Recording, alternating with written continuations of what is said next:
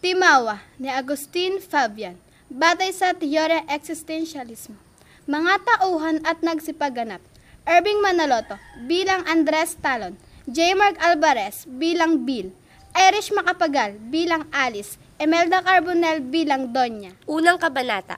Sabado noon at mag-iikapito ng gabi. Si Andres Talon na isang mahirap na estudyante ay kasalukuyang naghuhugas ng mga pinggang kinainan sa ladies dormitory sa isang universidad sa Amerika.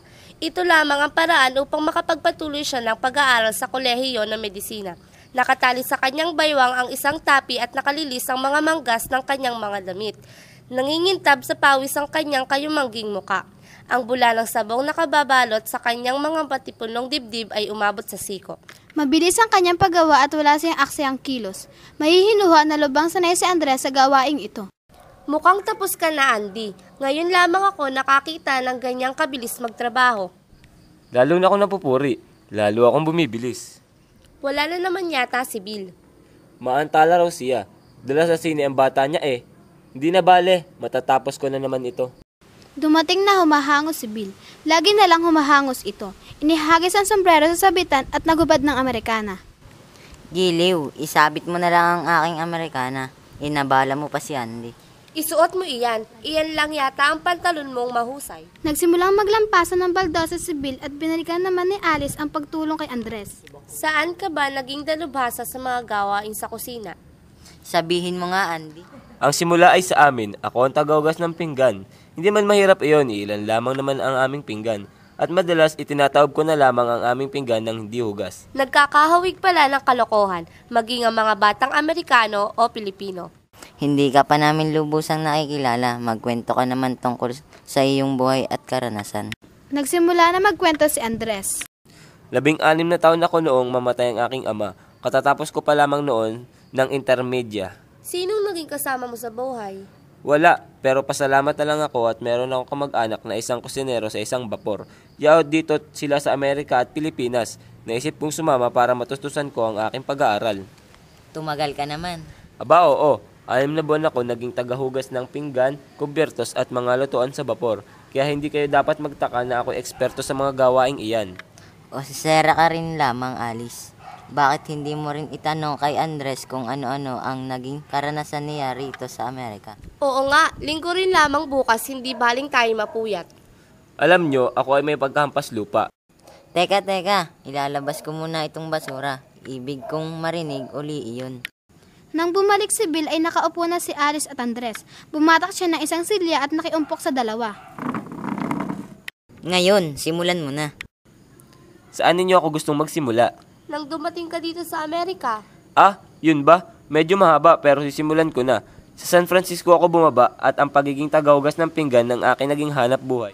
Naging manggagawa sa iba't ibang bayan ng California, namitas ng mansana sa Oregon at Washington, dalanghita naman sa Florida. Ah, kaya pala naging maitim ka. Hindi lang yan, mas lalo pa akong umitim noong napunta ako sa taniman ng kamatis, lechugas, repolyo at iba pang gulay. Naging serbedor din ako sa isang restaurant, naging utusan, naglingkod ng salmunan sa Alaska, at nagpatag ng bato sa daang tren sa Nevada. Alin sa mga karanasan mo ang bumago ng takbo ng iyong buhay? Panandalian na nahimik si Andres, tila ayaw magsalita. Halimbawa, bakit mo naisipang mag-aral? Bakit mo iniwan ang paglalagalag? Hindi nangyari sa Amerika ang karanasang bumago sa takbo ng aking buhay. Doon sa amin sa Pilipinas nangyari ito. Paano? Magsasaka ang aking ama, may isang kagwalian sa amin. Kumpista ng bayan, ang lahat ng magsasaka ay pumaparoon sa malaking bahay ng may-ari ng lupa at tumutulong sa karaniwang malaking handaan doon. Nagsisipagsaing, nagsisibak ng panggatong, nagpapatay ng manok, baboy, kambing at baka. Sabihin pa, ang lahat ay tumutulong ay doon kakain. Nakasama ka na ba sa ganoong pagdiriwang? Oo, 13 gulang ako nang isama ako ng aking ama upang tumulong sa may-ari ng lupang aming sinasaka. Natatandaan ko pa noon nang magkakain na ang mga nanunulungan ay dumating ang donyang asawa ng aming kasama. Nagbalik gunita si Andres. Mga kasama, tayo nang magsikain. Andres! Po, itay. Halika na tayo kakain na. Opo, itay. Biglang dumating ang asawa ng donya ng aming kasama at pinagmumura ang mga nagsisikain. Mga hampas lupa, sino nagutos na kumain na kayo? Ni hindi pa nga tapos kumain ng mga panauhin sa itaas, inuuna niyo pa yung mga bituka niyo, lubha kayong mga timawa. Tay, ano po ang timawa? Sige na Andres, kumain ka na. Pagsisilbihan muna namin ng mga panauhin. Hindi ko kaagad naunawaan ang narinig ko noong papauwi na lang kami at sabihin ni Amang ang kanyang pagdaramdam. Noon ko lang lubos na naunawaan ang kahulugan ng timawa. Anak, pagbutihin mo ang iyong pag-aaral at sa gayon ay hindi mo sapitin ang kapihang ito. Kung ikaw ay lalaking magsasaka at hindi sa iyo ang lupa ay magiging ganito din ang kapalaran mo. Anak, pagbutihin mo ang iyong pag-aaral nang sa gayon ay hindi mo sapitin ang kapihang ito. Kung ikaw ay lalaking magsasaka at hindi sa iyo ang lupa ay magiging ganito din ang kapalaran mo. Aalimurain ka ng mga mayayaman. Itay, ang isang timawa ay higit na pangit kaysa gutom. Ang timawa ay kahalintulad ng isang aso. Isang aso? Oo anak, asong sagpang ng sagpang. Pero itay, hindi tayo isang aso.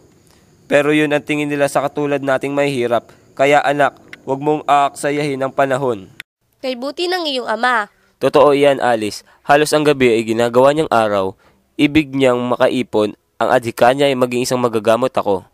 At nang ako ay makatapos sa intermedya ay gayon na lamang ang galak niya. Ngunit humalili sa kagalakang iyan ay malagim na kalungkutan. Si ama ay inabutan ng isang ulan nang siya ay nagbubungkal ng lupa. Nagkasakit siya ng pulmonya at siya ay namatay. Maupo ka, Bill, hindi pa ako natatakot. Dinampi ni Alice ang kanyang mata ng hawak niyang panyo. Tumindig si Bill. Lumapit kay Andres at pinisil ang balikat ng kaibigang Pilipino. Andy. Maupo ka Bill, hindi pa ako tapos. Naubos na lahat ang kaunting naipon ni ama. Ulila na akong lubos, ngunit wala pa rin ni sentimo. Subalit isinusumpa ko sa aking sarili, sa harap ng bangkay ng aking ama na ako ay pilit na mag-aaral at ako'y magiging manggagamot. Hahanapin kong pilit ang tagumpay na siyang hadikan niyang maging akin. Nauunawaan na kita. Bakit? Ako ba isang naging hiwaga sa inyo? Oo, isang hiwaga ka sa akin. Alam kong ikaw ay isang mabuting tao. Masipag ka, matalino, magalang, ngunit tila ayaw mong makihalubilo sa iba. Tila ayaw mong ikaw ay maabala. Ibinubukod mo ang iyong sarili. Tila may lihim kang lakad at ang lahat ng nasa paligid mo ay nakakaabala. Napansin ko nga na matagal mo nang sinusubaybayan si Andy. Anong masama doon? Matagal na nating kasama si Andy. Malapit pero malayo. Meron ba namang ganun? Araw-araw mong nakakabunggo ang balikat ay di mo matawag na kapalagayang loob? Lumabas pa yatang malaking tao ako. O kaya dungo naman. Hindi malaking tao o dungo ang ibig kong sabihin. May anyo si Andy na nag-uudyok sa nagmamalas na mataho kung ano siya. Pinipigil ang nagmamalas na iyan naman ng isang hindi maunawa ang kilos ni Andy. Tila hindi mahalaga kay Andy ang magkaroon ng maraming kapalagayang loob. Pinalalaki mo ang loob ko, Alice. Di yata't ako ang pinag-aaksiyan mo ng kuro-kuro. Walang biro. Lagi kong naitatanong sa aking sarili kung bakit ibinubukod mo ang iyong sarili sa karamihan. Ang karanasan ang nagturo sa akin niyan. Ang madalas mauntog ay natututong yumuko. Nako, lumalalim na ang salitaan at hindi bumababaw. Ang totoo Andy ay ito. Walang alinlangan na mararating mo ang iyong patutunguhan, ngunit aliw-aliw ka naman.